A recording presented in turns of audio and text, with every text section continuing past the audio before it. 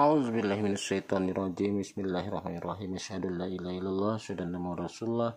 Assalamualaikum warahmatullahi wabarakatuh. Kembali lagi bersama Abah Umar di channel Abah Umar Paranormal.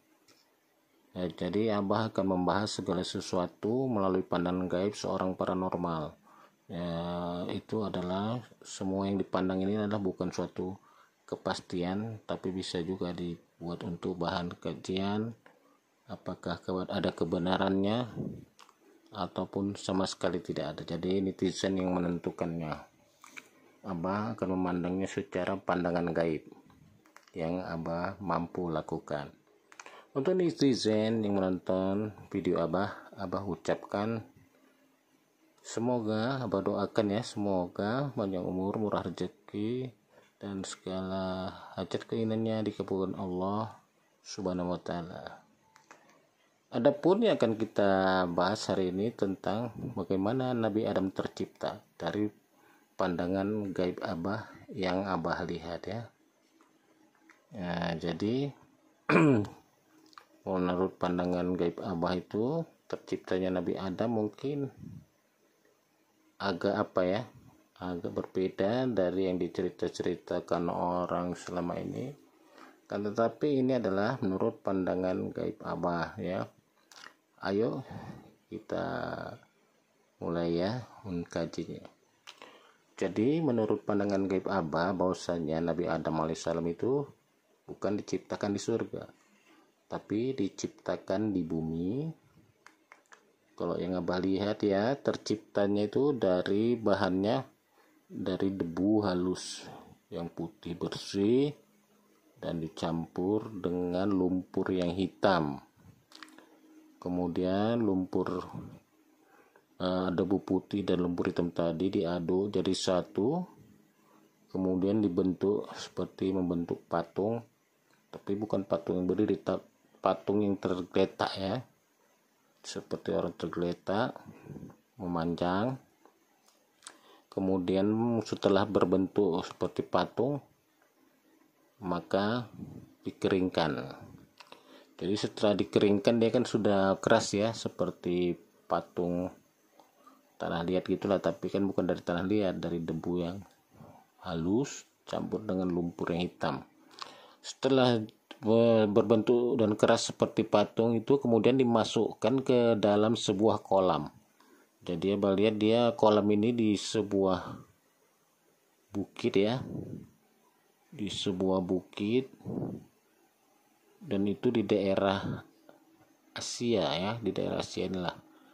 Kalau Abah lihat kemungkinan besarnya di daerah Nusantara kita inilah, tapi ke tempat pastinya belum diketahui karena kan bentuk di masa itu ya, Nabi Adam yang pertama diciptakan itu kan 100 juta tahun yang lalu itu bentuk bumi ini kan nggak seperti sekarang ini.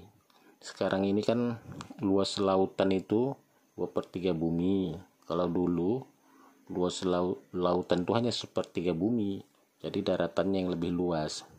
Jadi yang Abah lihat setelah Nabi Adam tadi dibentuk seperti patung, kemudian dimasukkan ke dalam kolam cairan yang mirip ludah, dan cairan tadi memang mengandung virus flu ya, virus flu kalau yang Abah lihat. Kalau dari apanya itu Abah berbicara dengan makhluk gaib yang di sana yang memasukkan Nabi Adam ke dalam kolam itu adalah kolam yang seperti ludah, kolam ludah lah bisa dibilang, tapi diciptakan ludahnya bukan dari ludah manusia gitu ya, diciptakan yang mengandung virus flu. Kemudian rendaman tadi setiap hari dihantam petir, terus menerus dihantam petir selama 40 hari 40 malam. Setelah itu kolam yang mengandung cairan tadi mengering, tinggallah Nabi Adam di dalamnya dalam bentuk yang sudah tidak seperti patung lagi. Jadi dia tubuhnya itu jadi lembut seperti tubuh manusia, tapi belum bernyawa, belum ada ruhnya ya, tapi sudah berbentuk. Kemudian dikeluarkan dari kolam tadi satu tempat seperti rumput itu ya, yang padang rumput yang luas. Kemudian barulah di situ ditiupkan ruh. Ditiupkan ruh itu kita nggak bisa melihatnya, tapi yang Abah lihat cuman ada cahaya putih terang, dia seperti kilatan cahaya gitu, masuk ke dalam tubuh Nabi Adam ya. Kalau Abah lihat melalui ubun-ubunnya masuknya. Tapi setelah itu Nabi Adam terus bisa bernapas ya, bernapas. Nah, jadi ketika sudah bernapas, Nabi Adam tidak bisa bangkit karena dia tidak mempunyai tenaga ya. Jadi hanya bisa menggeliat, tidak punya tenaga. Kemudian Abah lihat ada malaikat ya, yang diperintah Allah lah ya itu ya. Jadi dia membawa sesuatu, kalau dalam kajian Abah kan itu disebut besi kursani ya. Jadi besi kursani tadi dimasukkanlah ke tubuh Nabi Adam, jadilah dia tulang belulang ya. Jadi tubuh Nabi Adam yang dimasukkan besi kursani yang terakhir itu tulang belakang. Jadi ketika dimasukkan besi kursani tadi tulang belakang, dia berlebih, maka dipatahkanlah besi kursani tadi, kemudian ditancapkan di depan, jadilah dia kemaluan Nabi Adam ya. Itu yang Abah saksikan. Setelah itu Nabi Adam bisa duduk ya kan. Bisa dia duduk, tapi tidak punya keinginan apa-apa. Kemudian oleh yang Abah lihat ada malaikat yang membawa sesuatu dari surga, tapi belum sampai kepada Nabi Adam, dia itu terlepas ya, genggamannya tadi ya, apa yang digenggamnya dari surga tadi terlepas.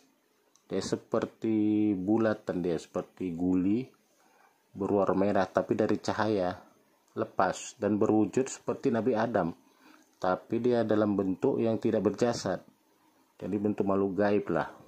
Itulah yang Abah lihat.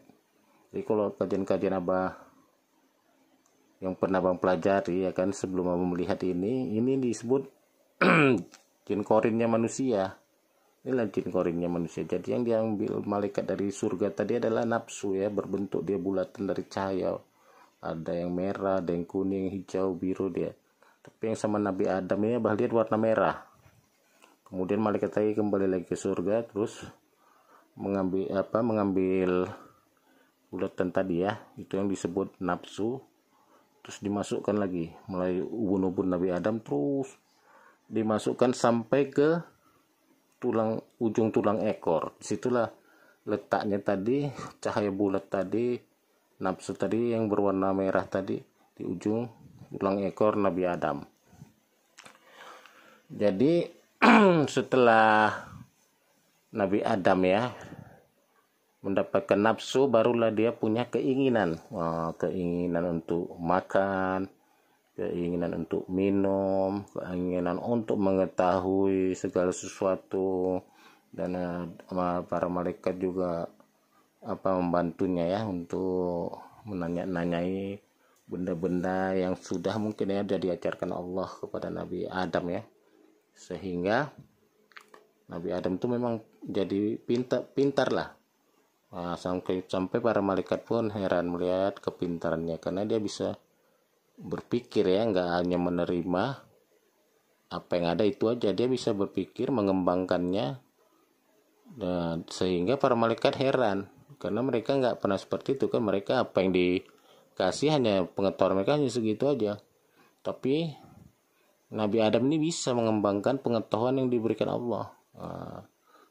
Setelah itu barulah Nabi Adam diangkat lah ya, dibawa ke surga.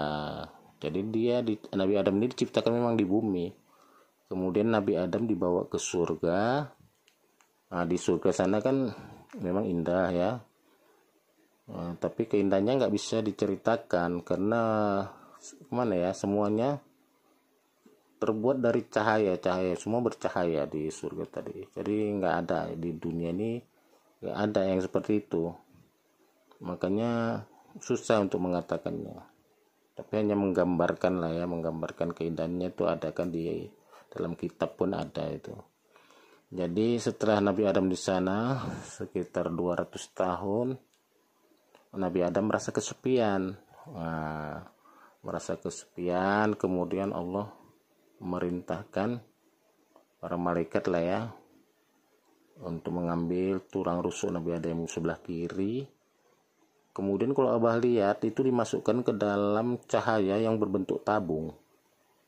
Tabungnya berdiri dia tabungnya tapi dari cahaya. Kemudian tulang rusuk Nabi Adam tadi dimasukkan ke tabung itu. Enggak berapa lama tabung itu membentuk tubuh, jadi tubuh seorang wanita. Jadi wujud Nabi Adam ini kalau Abah lihat memang dia kulitnya hitam seperti kulit orang India. Bahkan penampilannya Abah lihat seperti penampilan-penampilan yang ditunjukkan di film-film India itu seperti Dewa Siwa itu. Seperti itulah. Dan kalau Ibu Siti Hawa sendiri, dia kan setelah keluar dari tabung tadi sudah berwujud seorang wanita.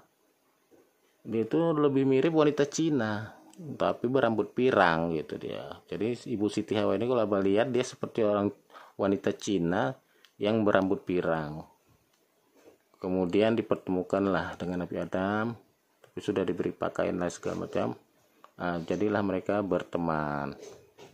Bertemanlah mereka di surga dengan syarat jangan memakan buah kuldi. Jadi buah kuldi ini kalau menurut penglihatan Abah itu hanya sebuah kata kiasan. Buah kuldi itu kan disebutkan buah yang berbatang tapi tidak berdaun. Jadi kalau menurut penglihatan Abah itu nggak ada, di surga sendiri pun nggak ada buah seperti itu. Hanya saja yang itu gambaran bahwasanya itu adalah kemaluan laki-laki. Kan mirip dia seperti buah yang berbatang tapi tidak berdaun. Itulah sebenarnya. Jadi yang dilarang Allah itu untuk Nabi Adam dan Ibu Siti Hawa itu sebenarnya adalah berzina. Makanya iblis tahu. Iblis masuk, dia berwujud dia seperti ular lah ya. Masuk dia menggoda, karena kan iblis waktu masih bebas dia kemana-mana. Cuman dia bukan dia masuk ke dalam tubuh ular, tapi iblis ini bisa berwujud apa saja. Dia keahlian dia itu dia berwujud ular di pohon dan dibisikilah Nabi Adam dan Ibu Siti Hawa untuk melakukan zina tadi, sehingga terjadilah ya kan perzinahan itu. Maka kenapa mereka terlepaslah pakaian mereka, katanya di surga itu sebenarnya mereka melepaskan pakaian mereka untuk melakukan perzinahan itu. Karena perzinahan itu sudah dilakukan, maka Allah murka. Sebenarnya kan segala sesuatunya sudah tahunya Allah, itu kan hanya jalannya dibuat Allah seperti itu ya. Makanya dihukumlah dengan dikeluarkan dari surga dan diturunkan ke bumi. Jadi kalau waktu diturunkan ke bumi, Abah lihat Nabi Adam dan Ibu Siti Hawa itu memang nggak ada pakaian sama sekali. Jadi kalau ada cerita-cerita mengatakan mereka menutupi tubuh mereka pakai daun-daun di surga, kemudian turun ke bumi, daun ini turun di bumi ini, ada yang katanya daun jeruk purut lah, daun apa gitu, itu sebenarnya nggak ada, bohong ya. Jadi nggak ada sama sekali. Mereka itu tidak pakai pakaian sama sekali, tapi dimasukkan dalam tabung yang terbuat dari cahaya. Jadi tabung yang terbuat dari cahaya tadi dijatuhkanlah dari surga sana ke bumi, tapi kan dia mempunyai kemampuan energi anti gravitasi kalau menurut Abah. Jadi dia bisa kecepatannya teratur, secepat-cepatnya bisa berhenti secepat mungkin, dan benturan ke bumi pun sangat kecil dia. Jadi dia nggak ada benturan, jadi turun perlahan gitu itu ke bumi. Satu Abah lihat diturunkan ya Nabi Adam itu di daerah Sri Lanka. Satu lagi diturunkan di daerah, kalau dibilang lebih bukan di Arab, lebih tepatnya di Afrika Utara ya, di Mesir, daerah Mesir.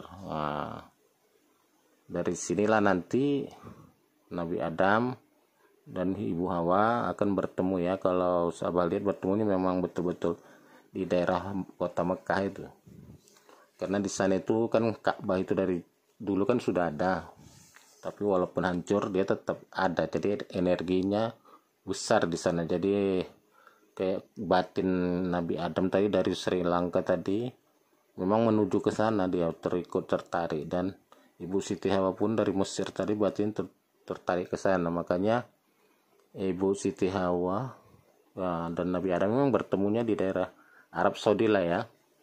Jadi kalau dibilang di kitab kan di Padang Arafah ya kalau nggak salah. Tapi saya yakin itu memang benar di Padang Arafah. Walaupun Abah lihat tempatnya kan seperti berbeda karena laut-laut merah itu belum ada, ini masih subur semuanya, bukan padang pasir ya, subur lah. Nah, jadi itulah yang Abah lihat tentang Nabi Adam dan Ibu Siti Hawa. Jadi kalau katanya Ibu Siti Hawa itu sampai hamil di surga itu enggak juga, enggak ada. Jadi hamilnya setelah di dunia, karena mereka waktu di surga tadi walaupun melakukan perzinahan belumlah sempat istilahnya Nabi Adam tadi mengeluarkan mani, hanya baru masuk aja separuh langsung ditegur Allah kan dengan petir. Kalau balik itu ditegur dengan petir, jadi tidak terjadi kehamilan ya. Jadi setelah di bumi kemudian setelah bertemu Nabi Adam dan Ibu Siti Hawa dinikahkan lagi oleh para malaikat. Maka mereka udah sah suami istri, dan anak-anak yang dilahirkan mereka itu anak yang sah, bukan anak haram. Nggak ada Ibu Siti Hawa hamil di surga kayak cerita-cerita kan ada yang menceritakan seperti itu, nggak ada. Jadi apapun yang dari surga itu nggak ada yang dibawa ke bumi. Jadi itu bohong semua ya. Ada daun-daun yang dibawa untuk nutupi tubuh Nabi Adam dan Ibu Siti Hawa dari surga itu nggak ada, itu bohong. Jadi betul-betul mereka diturunkan ke bumi dengan kapsul cahaya, dan kemudian mereka keluar dari situ, barulah mereka menutupi tubuh mereka dengan daun-daun yang mereka temui ya, untuk sebagai pakaian lah, kan belum ada waktu itu.